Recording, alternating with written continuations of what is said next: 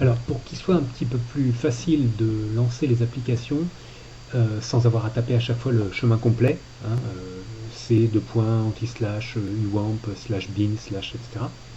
On va rajouter les chemins d'accès des fichiers, des répertoires pardon, contenant les fichiers exécutables dans la variable d'environnement path, c'est-à-dire ce qui sert à Windows, ce qui sert au système à savoir où chercher, dans quel répertoire chercher les commandes qu'on lui tape au clavier.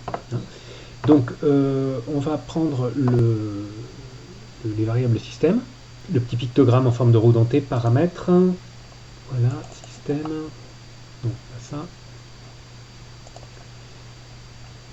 information système, ça c'est Windows 10, hein, on le trouve ailleurs dans d'autres versions de Windows, peu importe, on finit toujours par le retrouver, c'est dans système, information système, paramètres système avancé, voilà, et variables d'environnement. Alors il y a différentes variables d'environnement, celle qui nous intéresse ici c'est path, chemin d'accès. Voilà, on va aller voir ce qu'il y a dedans. Alors pour l'instant il n'y en a qu'un, hein, c'est les Windows. Donc on va rajouter le chemin d'accès au répertoire où se trouvent les exécutables de uwamp, hein, et notamment de MySQL, puisque c'est ce qui nous intéresse aujourd'hui. Donc on va rajouter le chemin d'accès.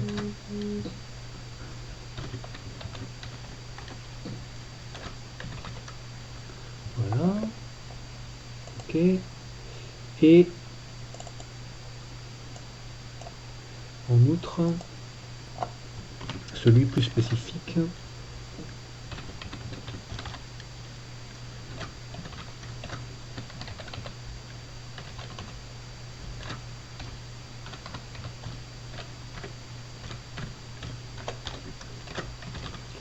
voilà où se trouve le client MySQL. Ok, ok, ok. Voilà, faut être d'accord avec Windows hein, pour qu'il accepte de fonctionner. Alors maintenant, on va maintenant passer à la manipulation de la base de données avec le client de connexion en SQL. Donc vous avez vu que dans le répertoire uwamp, vous avez un petit répertoire bin qui contient des outils. On retourne dans Database, MySQL. Donc c'est le sous-répertoire dont on a rajouté le chemin d'accès dans les variables d'accès système tout à l'heure, dans la variable path, pour qu'ensuite on puisse, dans n'importe quelle console, taper MySQL sans avoir à taper le chemin complet. Donc on va le faire, on va ouvrir un shell, une fenêtre shell Windows, hein, une fenêtre console. Donc sur mon ordinateur, c'est Windows PowerShell, ça peut être prompt sur d'autres versions de Windows, peu importe.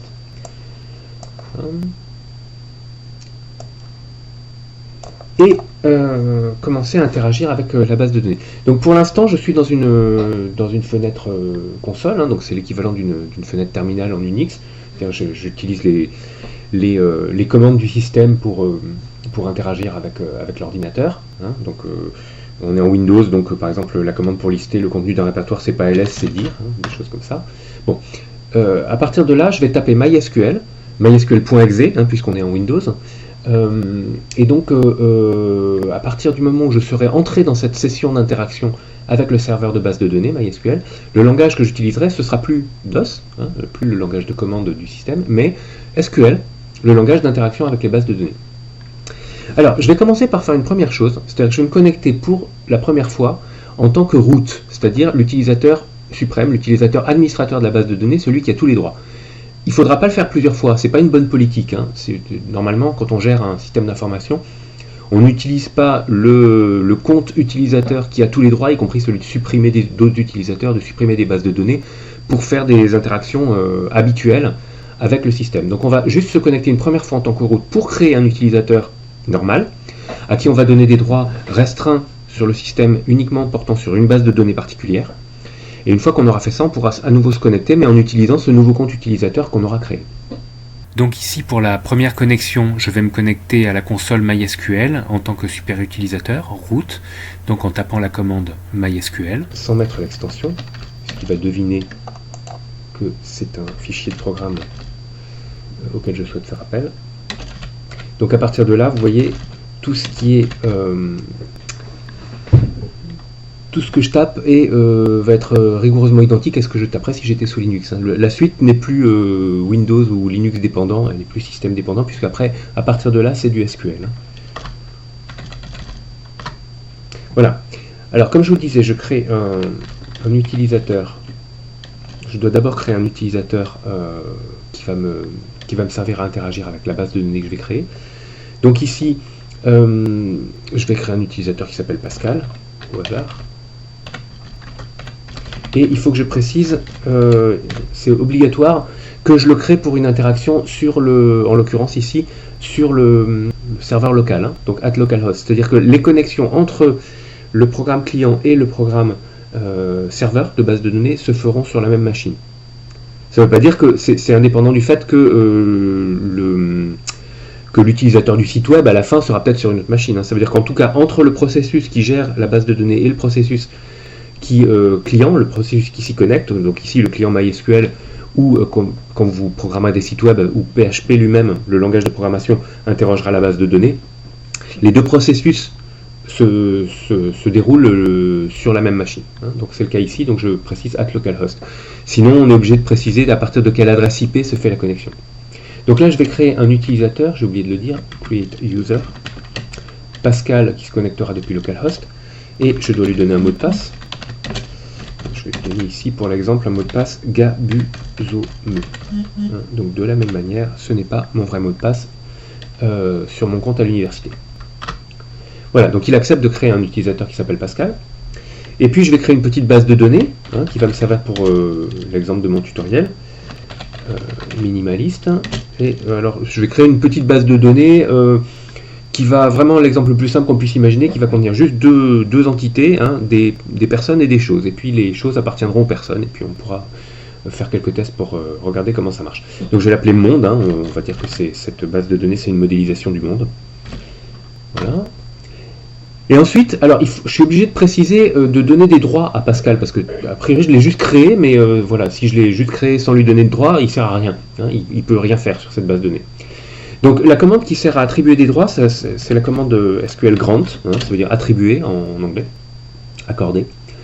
Et donc on va commencer par accorder, il faut préciser les droits qu'on accorde. Hein, donc ici on peut dire, donc ça dépend de l'utilisateur, hein, si on voulait en l'occurrence créer un utilisateur qui n'ait des droits qu'en lecture et pas en écriture, il aurait le droit de faire que des opérations select, hein, donc on mettrait grant select par exemple. Mais là en l'occurrence, je veux me simplifier la vie, donc je vais donner tous les droits à l'utilisateur Pascal, mais uniquement sur cette base de données. Hein, donc tous les droits c'est all, donc il aura le droit de faire select, create, tout ce qu'on veut, de créer des tables, d'en rajouter, d'en supprimer, de mettre des données. Voilà. Je donne ces droits à l'utilisateur Pascal. Donc d'abord il faut que je dise sur quoi je vais donner les droits.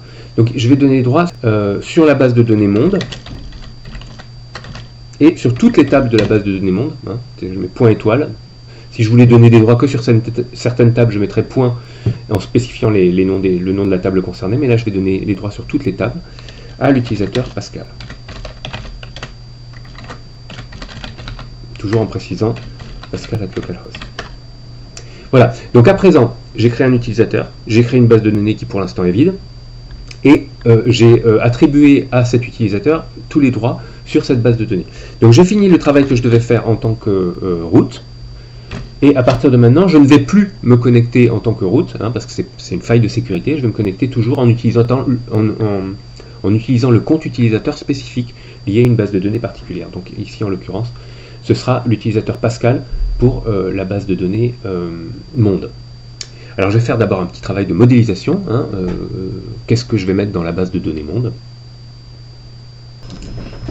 Alors, comment on va modéliser cet univers qui nous intéresse? Donc on veut des personnes et des choses. Alors les personnes, on va leur donner un identifiant, hein, id personne, voilà. On va leur donner un prénom, un nom et un sexe, et puis ça suffira hein, pour ce petit exemple. Donc je boucle l'entité, et puis on va créer des choses. Alors les choses, elles auront un identifiant elles aussi, hein, pour simplifier, on va juste leur donner un numéro qui va les identifier dans l'absolu, et puis une description. Et voilà, c'est tout pour les propriétés intrinsèques de la chose. Entre les deux, il y aura une association possède, puisque les personnes possèdent les choses. Alors du côté de la personne, une personne peut posséder rien ou plusieurs choses, donc ça va être 0n du côté des cardinalités. Et puis du côté de la chose, une chose peut être possédée par combien de personnes? Minimum 1, maximum 1. Elle doit être possédée par quelqu'un et elle ne peut être possédée que par une seule personne, donc cardinalité 1, 1. Voilà, ce modèle conceptuel, sous forme de diagramme entité-association, peut être représenté sous forme d'un graphe de dépendance fonctionnelle. Donc j'ai l'identifiant de la personne. Quand je le connais, je peux connaître le prénom, le nom et le sexe, puisqu'il est unique et il permet de déterminer une personne de manière unique. J'ai l'identifiant de la chose, qui de son côté me permet de déterminer de manière unique la description. Et puis comme une chose appartient à une seule personne, et bien quand je connais l'identifiant de la chose, je connais l'identifiant de la personne. Donc lead ch détermine id pers. Et voilà, et donc quand j'applique ma méthode de regroupement des dépendances fonctionnelles, j'ai d'un côté un regroupement qui correspond à la personne, et de l'autre côté un regroupement qui correspond à la chose, et qui inclut l'identifiant de la personne sous forme de clé étrangère. Voilà. Ça donne quoi si je mets ça sous forme de modèle relationnel, de schéma relationnel en troisième forme normale? Et bien d'un côté je vais avoir une table personne, avec les 4 champs id personne, prénom, nom, sexe. L'id personne étant souligné parce qu'il va être utilisé comme clé primaire. Et puis de l'autre côté, une table chose qui va contenir l'identifiant de la chose, l'identifiant de la personne qui ici va jouer le rôle d'une clé étrangère, c'est-à-dire que je vais y retrouver des valeurs qui sont aussi dans la colonne identifiant de personne dans la table personne, et puis la description. Ce schéma relationnel, j'aurais pu l'obtenir également à partir directement du modèle conceptuel de données, puisqu'en l'occurrence il n'y avait pas d'erreur, en appliquant les règles vues dans le cours numéro 3. Et ce travail étant fait, eh bien je peux revenir à ma fenêtre en interaction avec la base de données et me connecter cette fois-ci non plus en tant que root, mais en tant que Pascal.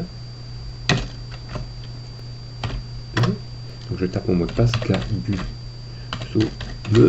et me voilà dans la place. Alors, la première chose que je fais, c'est que je peux regarder donc à quoi j'ai accès avec ce compte utilisateur.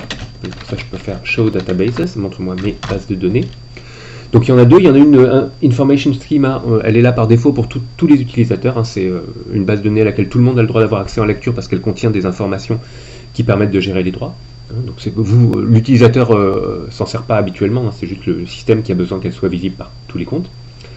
Et puis l'autre, c'est celle que je viens de créer tout à l'heure et qui est sur laquelle j'ai tous les droits, monde. Donc pour entrer dedans et dire qu'à partir de maintenant je vais travailler sur cette base de données, j'utilise la commande use. Alors vous noterez au passage qu'en SQL, toutes les commandes se terminent par un point virgule. Voilà. Donc maintenant je suis dans cette base de données monde. Alors qu'est-ce qu'il y a dedans? Savoir ce qu'il y a dedans. Dans une base de données, il y a toujours des tables. C'est le principe des bases de données relationnelles, c'est un ensemble de tables. Donc je lui demande de me montrer les tables, show tables. Voilà, et il n'y en a pas, c'est normal puisque je ne les ai pas encore créées. Donc à présent, à partir du petit modèle que j'ai fait, je vais créer des tables qui me permettront d'interagir avec la base de données par la suite. Donc là, alors, vous voyez tout l'intérêt à partir de là du travail de modélisation qu'on a fait en amont et de tout le travail qu'on a fait pendant ces dernières semaines, c'est qu'à partir de là, maintenant, je sais exactement quoi taper. Je n'ai pas à me casser la tête, à tâtonner, à rajouter une colonne, supprimer une colonne, voir que c'est pas le bon, etc. Comme j'ai tout préparé à l'avance, ça va me prendre quelques secondes uniquement de créer les tables. Donc j'ai une table personne qui contient un identifiant, pers. Donc on va dire que c'est un entier. Un prénom. Donc un prénom, c'est une chaîne de caractères de longueur variable. On va dire que 32 caractères, c'est une longueur vraiment largement raisonnable pour un prénom. Un nom de famille, pareil. Et un sexe. Alors le sexe, je pourrais le définir comme un seul caractère. Je pourrais juste mettre M ou F, mais ça me donnerait aussi le droit de mettre X, Y ou Z. Donc si je veux être plus restrictif, il existe un type qui s'appelle le type énuméré, ou qui permet de préciser la liste des valeurs acceptables. Donc là on va mettre M, F. C'est pas une base de données encore très inclusive, mais on attend les évolutions du droit pour ça. Voilà. Et je déclare aussi quelle est la clé primaire, donc ça correspond à l'identifiant de l'entité personne. Primary key, pers. Voilà, la table est créée. Donc là, je peux tout de suite... alors, si je fais Show Table, vous voyez, j'ai déjà une première table. Voilà. Si je veux voir ce qu'il y a dedans, je fais Select. Et puis je veux tout voir. Donc Select étoile, je veux voir toutes les colonnes. From personne. Évidemment, il n'y a encore rien parce que j'ai encore rien mis. Hein. Donc je pourrais mettre une première personne.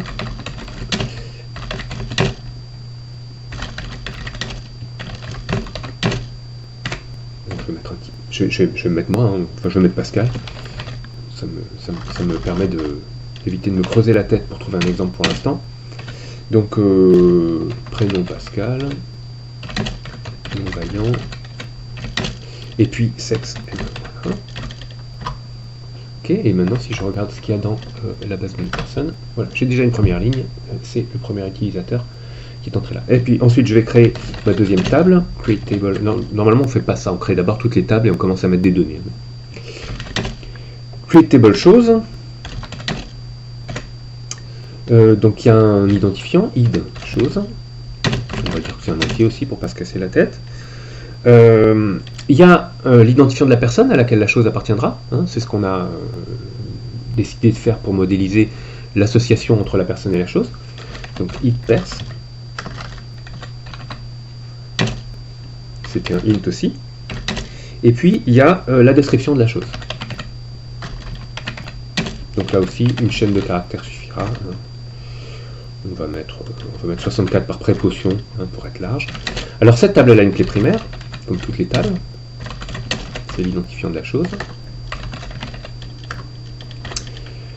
Et puis en plus elle a une clé étrangère, c'est-à-dire que l'identifiant de la personne là, il est conçu pour que la valeur qui se trouve dedans, à chaque fois, ça corresponde à l'identifiant d'une personne qui existe par ailleurs dans la table personne, pour laquelle on va pouvoir retrouver, si on le souhaite, d'autres données comme le prénom, le nom, etc. Je pourrais ne rien mettre, hein, ça fonctionnerait. Je pourrais ne rien mettre, et à ce moment-là, on se fondrait juste sur l'identité de valeur, c'est-à-dire que dans la table des choses, je mettrais une chose qui appartient à une personne qui n'existe pas, ça poserait aucun problème. Je vais le faire pour vous montrer. Voilà, donc je peux créer une table, je peux insérer une chose dans la table des choses.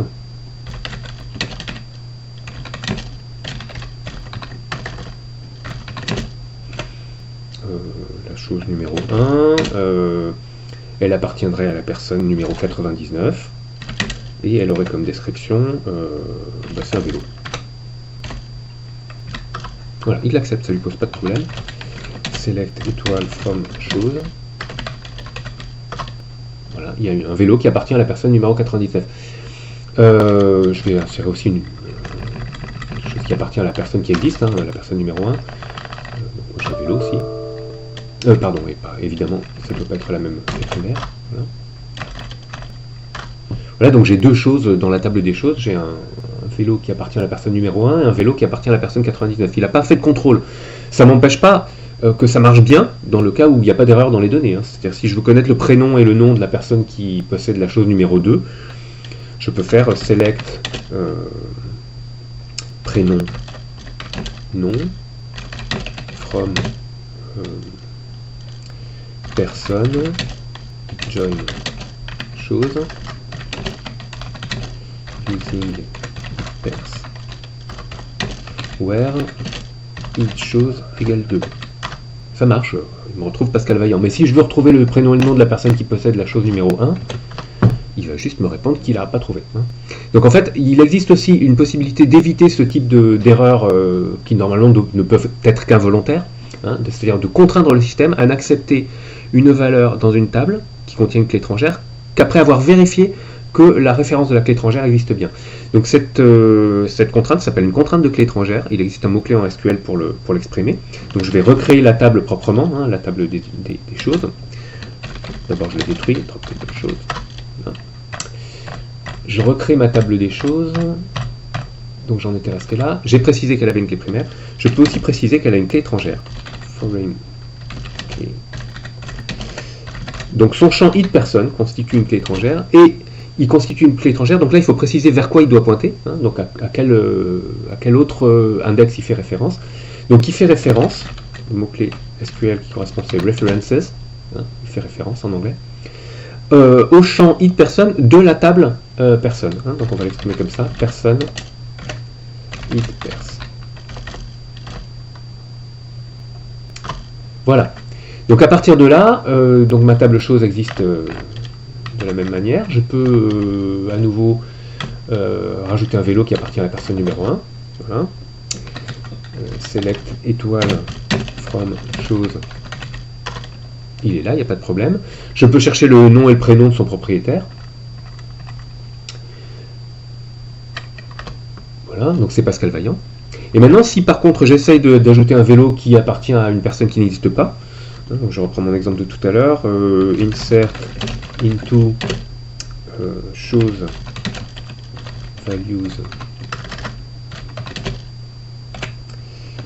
chose numéro 2, clé primaire 2, clé étrangère, lead personne, je vais mettre 99, et ici ce sera un téléphone.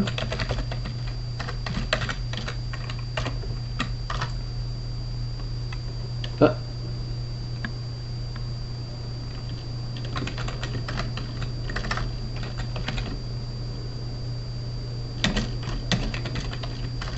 Alors, si c'est ce que je soupçonne, voilà pourquoi ça je m'attendais à ce que ça marche pas, mais je crois savoir pourquoi ça a marché. Ici, je vais vérifier les paramètres de la table. Donc, show create table. Ça doit tenir aux paramètres par défaut du moteur d'enregistrement interne. Voilà, c'est ça. Donc là, regardez, suivez le curseur, là, vous voyez.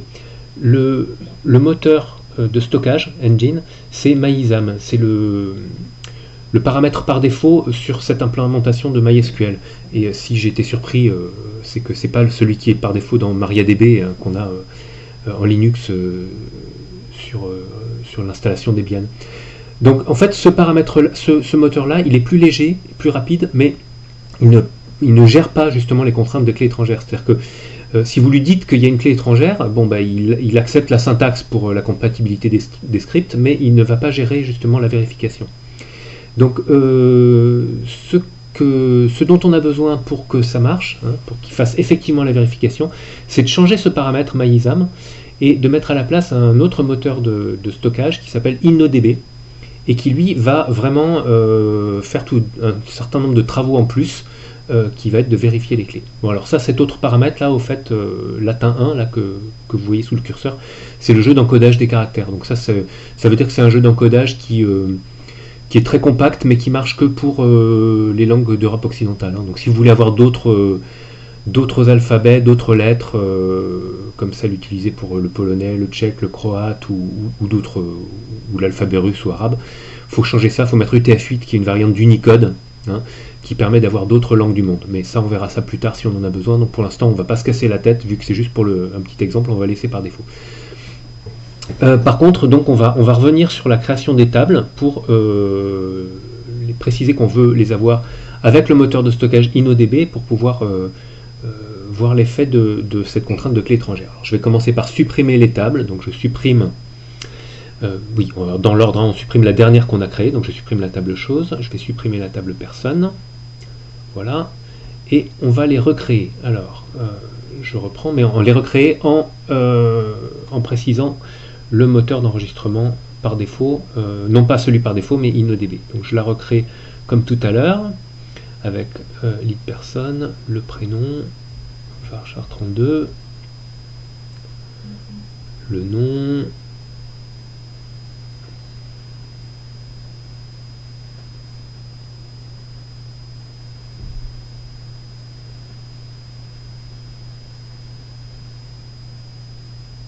le sexe,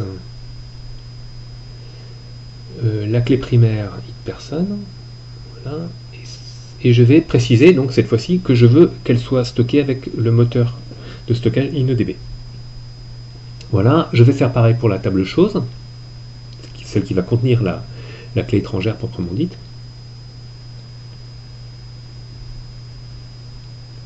Je remets donc les mêmes champs avec les mêmes types.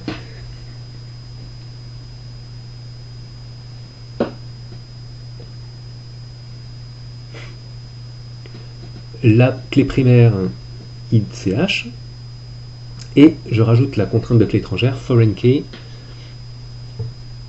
qui porte sur le champ id.pers de cette table et qui doit faire référence à une valeur enregistrée dans le champ IPERS de la table personne.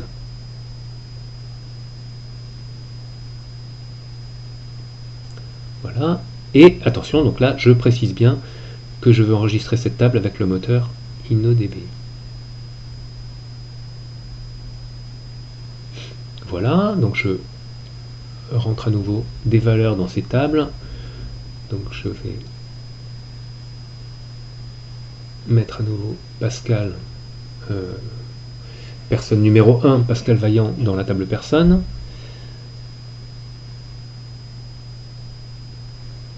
Je remets une chose numéro 1, alors je vais donner un vélo à Pascal, hein, voilà. Ok, donc jusqu'ici tout va bien. Et maintenant je vais recommencer mon expérience d'essayer de créer un autre objet. Alors donc ce sera un téléphone, l'objet numéro 2, et cette fois-ci je vais essayer de le donner à la personne numéro 99, et là il vérifie, et comme la personne 99 n'existe pas, vous avez une erreur 1450, 1452, donc c'est la série de numéros d'erreur qui correspondent aux violations des contraintes de clé étrangère. Donc il a vérifié avant d'insérer que la valeur qu'on essayait de mettre dans le champ de la clé étrangère correspondait à une valeur existante. Voilà, donc là je peux m'amuser maintenant à créer, je vais créer une autre personne, alors je vais créer ma collègue Élodie Tardieu. Ok, donc, et puis je vais lui donner un téléphone. Voilà, donc maintenant je peux commencer à essayer de faire des manipulations pour rechercher des informations sur cet ensemble de données.